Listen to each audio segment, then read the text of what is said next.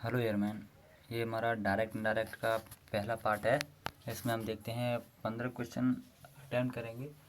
आप भी कोशिश करना कितने अटैम्प्ट करते हो आप। तो पहला क्वेश्चन देखते हैं इसमें क्या है। इसमें आपको डायरेक्ट दिया होगा, इनडायरेक्ट बनाना है आपको। पहला क्वेश्चन देखते हैं। The teacher said to the student milk is white.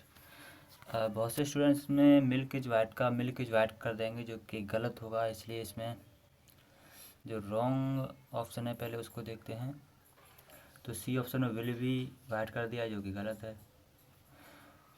और ए ऑप्शन में मिल्क वाज वाइट कर दिया, ये भी गलत है। मिल्क वाज वाइट क्यों नहीं होगा, यही मैं आपको बताऊंगा अभी। और डी ऑप्शन में इफ़ दे दिया, लेकिन इफ़ जब भी आता है जब कोई सेंटेंस इंटरोगेटिव होता है, इसलिए डी भी गलत हो जाएगा। बचा बी ऑप्शन। और बी ऑप्शन में the teacher told the student that milk is white, ये सही होगा क्योंकि जो चीज़ सत्य होती है, मिल्क इज वाइट, दूध तो सफ़ेद ही होता है। तो वो जो रिपोर्टेड स्पीच वाला टेंस होता है वो चेंज नहीं होता है, केवल रिपोर्टिंग वर्ब वाला सेंट सेट टू का टोल्ड होता है, लेकिन रिपोर्टेड स्पीच वाला टेंस चेंज नहीं होता है, इसलिए बी वाला करेक्ट हो जाएगा। अब देखते हैं दूसरा क्वेश्चन क्या दे रखा है। अब दूसरा क्वेश्चन दे रखा है my mother says to me you did not complete your exercise. इसमें जो करेक्ट ऑप्शन होगा वो आप देखिए कौन सा हो सकता है। तो पहला ऑप्शन दिया है my mother tells me that I had not completed my exercise. तो ये भी यहाँ पे गलत हो जाएगा। क्यों होगा, देखिए यहाँ पे my mother says to me दे रखा है। जब ये रिपोर्टिंग वर्ब प्रेजेंट टेंस में होता है तो आगे वाला सेंटेंस भी चेंज नहीं होता है, इसलिए यहाँ पर सेज टू का केवल टेल्स मी हो जाएगा, बाकी जो रिपोर्टेड स्पीच वाला वाक्य है वो चेंज नहीं होगा।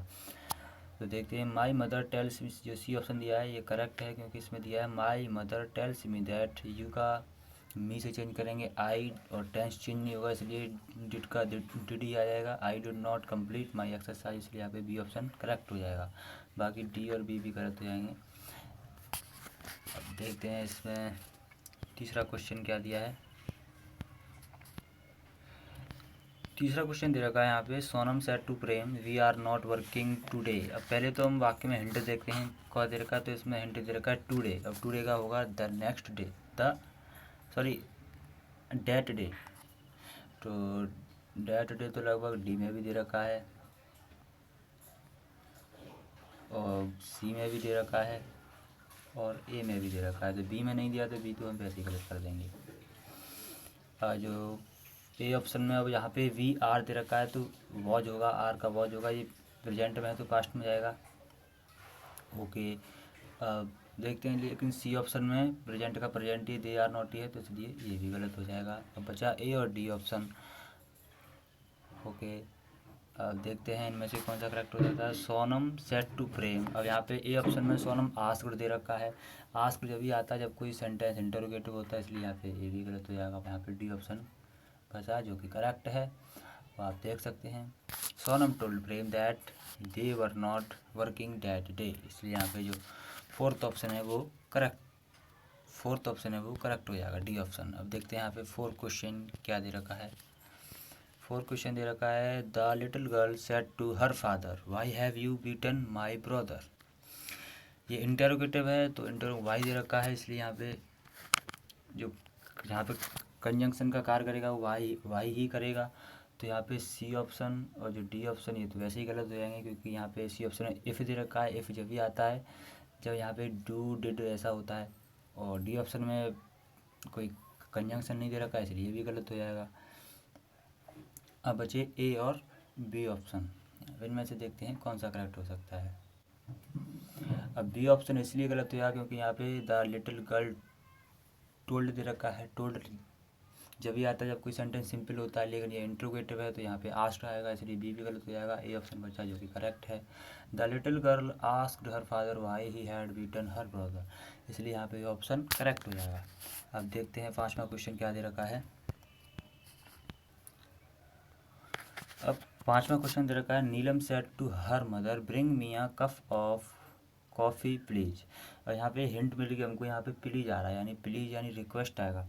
जब भी हम डायरेक्ट में अगर प्लीज़ दे रखा है तो इनडायरेक्ट में रिक्वेस्टेड आएगा, तो यहाँ पे रिक्वेस्टेड वाला केवल एक ही ऑप्शन दे रखा है, इसलिए बी करेक्ट हो जाएगा।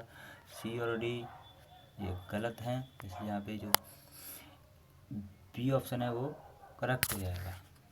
अब देखते हैं छठवां क्वेश्चन, इसमें क्या दे रखा है। छठवां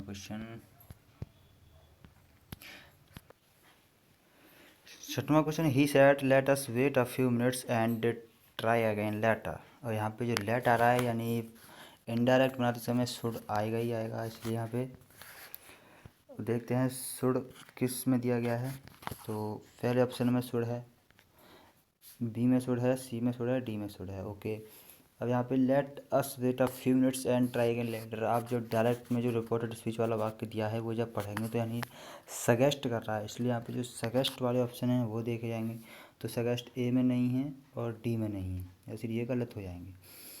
अब यहाँ पे लेट अस दे रखा है, अस को यानी हम ये फर्स्ट पर्सन का होता है, फर्स्ट पर्सन को हम सब्जेक्ट के अनुसार चेंज करते हैं, सब्जेक्ट इसमें ही दे रखा है, तो अस को हम ही से चेंज करेंगे तो वो दे हो जाएगा, इसलिए यहाँ पे जो सी ऑप्शन है वो भी गलत हो जाएगा। डी ऑप्शन से जो कि बी ऑप्शन जो कि करेक्ट है, इसलिए यहाँ पे छठवें का बी ऑप्शन करेक्ट हो जाएगा।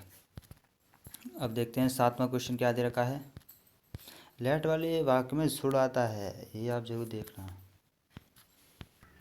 सातवां क्वेश्चन दे रखा, Radhika said oh I lost my purse in the market yesterday. यहाँ पे यस्टरडे आ रहा है यानी इनडायरेक्ट में द प्रीवियस डे आएगा ही आएगा, तो द प्रीवियस डे तो दोनों में ही दे रखा है, तो ए और बी में दे रखा है, इसलिए यहाँ तक ठीक है। अब यहाँ पे ओहो आ गया, तो ओहो यानी जब इनडायरेक्ट बनाएंगे तो इसका मतलब है ओह की जगह एक्सक्लेम्ड विद सोरो आएगा, जब ओ एच की जगह ए एच दे रखा है, आह दे रखा है, तो आएगा एक्सक्लेम्ड विद जॉय। अब यहाँ पे ओ दे रखा है तो एक्सक्लेम्ड विद सोरो दोनों में है, इसलिए यहाँ तक भी सही है।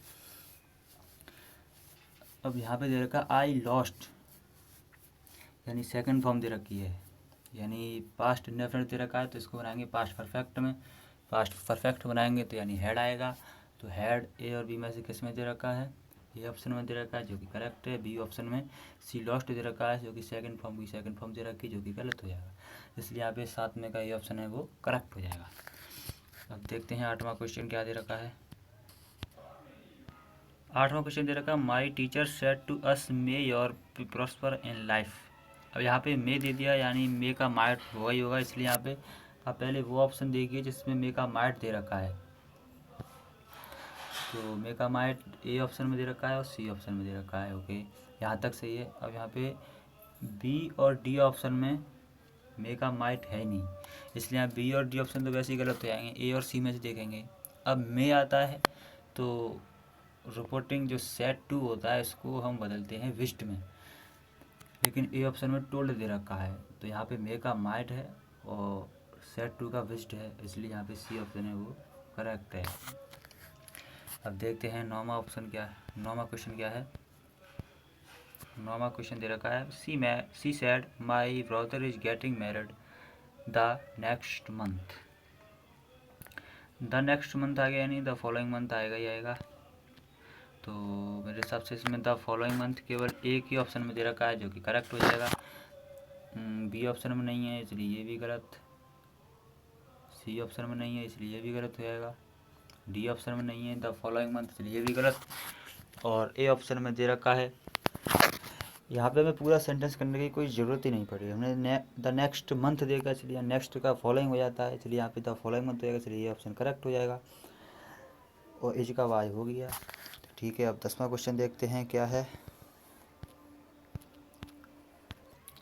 10वां क्वेश्चन दे रखा है, I said to him love and obey your parents. अब यहाँ पे भी हमको एक हिंट मिलेगी, यहाँ पे ओबे आ गया, यानी ओबे आता है तो रिपोर्टिंग वर्ब में सेड टू को एडवाइस में चेंज करते हैं, love and obey your parents. तो एडवाइस तो एक ही ऑप्शन में दे रखा है, बाकी डी और सी ऑप्शन और बी ऑप्शन में एडवाइस ही नहीं है यहाँ, इसलिए यहाँ पे ये ऑप्शन करेक्ट हो जाएगा। अब यहाँ पे भी हमें पूरी सेंटेंस करने की कोई नीड नहीं थी, हमने सिर्फ एक हिंट द्वारा ही क्वेश्चन को कर लिया, इसलिए यहाँ पे I advised him to love and obey his parents, your का हिज पेरेंट्स हो गया। अब देखते हैं 11वां क्वेश्चन क्या दे रखा है। 11वां क्वेश्चन दे रखा है, the commander said to the army march forward. अब यहाँ पे भी हमको एक हिंट मिल गई है, हिंट क्या है, यहाँ पे हिंट ये है कि the commander said to the army, तो कमांडर होता है वो आर्मी को ऑर्डर ही तो देता है। अब ऑर्डर वाला ऑप्शन यहाँ पे केवल डी ही है, बाकी C option, B option, A option में ऑर्डर ही नहीं है, इसलिए यहाँ पे ये भी गलत हो जाएगा। तो ये भी हमको पूरी सेंटेंस करने की कोई नीड नहीं थी, इसलिए हमने ये भी एक हिंट द्वारा ही कर लिया, इसलिए 11वें का डी ऑप्शन करेक्ट हो जाएगा। अब देखते हैं 12वां क्वेश्चन क्या दे रखा है। 12वां क्वेश्चन दे रखा है, he said to the tailor will you have the suit ready by the tomorrow evening. अब टुमारो इवनिंग आ रहा है, नेक्स्ट इवनिंग आएगा, तो नेक्स्ट इवनिंग लगभग 4 ऑप्शन में दिया है। अब यहाँ पे विल का वुड होगा, यदि डायरेक्ट में विल दे रखा है तो इनडायरेक्ट में विल का वुड ही होगा, तो वुड वाले केवल बी और सी ऑप्शन है, बाकी ए और डी तो गलत हो जाएंगे क्योंकि इसमें विल का वुड ही नहीं दे रखा है। अब बी और सी ऑप्शन में देखें कौन सा सी हो सकता है। अब बी ऑप्शन इसलिए गलत हो जाएगा क्योंकि इसमें कंजंक्शन इफ़ की जगह दैट दे रखा है, जो कि दैट सिंपल टेंस में होता है, ये इंटरोगेटिव है, तो यहाँ पे इफ़ आएगा, इसलिए बी भी गलत हो जाएगा। जो सी ऑप्शन है वो करेक्ट होगा, इसलिए 12वें का सी ऑप्शन सही हो जाएगा। अब देखते हैं 13वां क्वेश्चन क्या है। 13वां क्वेश्चन है, the boy said ah my kite is high up in the air. अब मैंने आपको बताया था जब ओहो आता है तो एक्सक्लेम्ड विद सॉरो, लेकिन आहा आता है तो एक्सक्लेम्ड विद जॉय।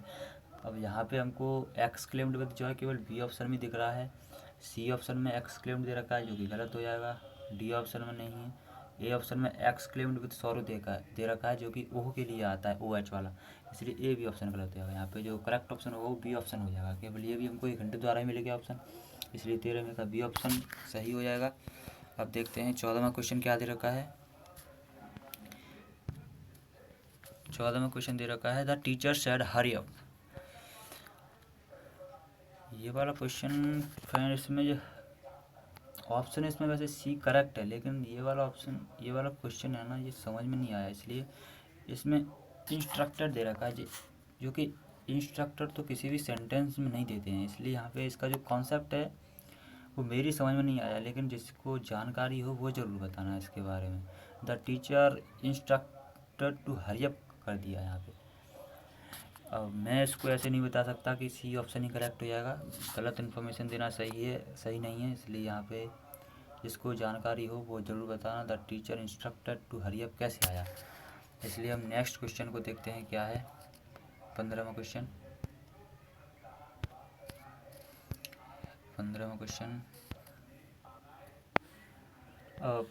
15वां क्वेश्चन देखते हैं, जो कि लास्ट क्वेश्चन है इस वीडियो का। तो देखते हैं, the teacher said to Ram would you like to go on a trip to Kashmir. अब यहाँ पे वुड दे रखा है, यानी वुड तो चेंज नहीं होगा, तो वुड का वुड ही रहेगा। अब वुड देखते हैं, वुड तो 4 ऑप्शन में ए बी सी डी में।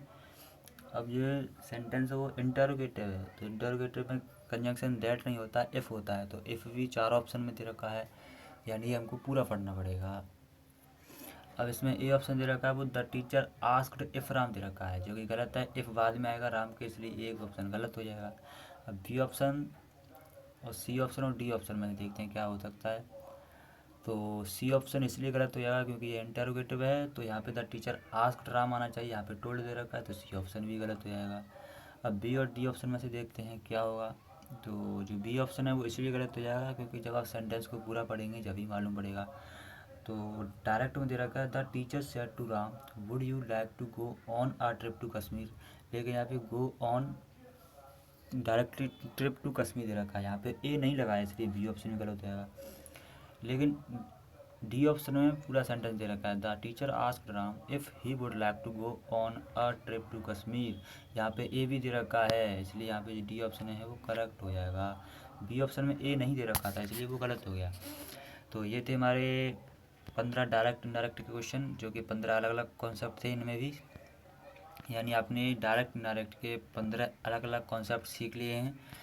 अब देखते हैं, ये 16वां क्वेश्चन था, इसको अगली वीडियो में बनाएंगे, फिर वीडियो ज़्यादा बड़ी हो जाएगी, सही नहीं है, कॉन्सेप्ट ही समझ में नहीं आते हैं, फिर ज़्यादा वीडियो हो जाती है बड़ी, इसलिए अब नेक्स्ट वीडियो में देखते हैं। इसके 30 क्वेश्चन कराएंगे टोटल, यानी 30 अलग अलग कॉन्सेप्ट सीख जाएंगे, फिर इससे बाहर तो लगभग कोई जाएगा ही नहीं। 30 कॉन्सेप्ट सीख लेना बस आप ढंग से, फिर कोई कुछ बाहर नहीं। अब देखते हैं अगली वीडियो में, ठीक है।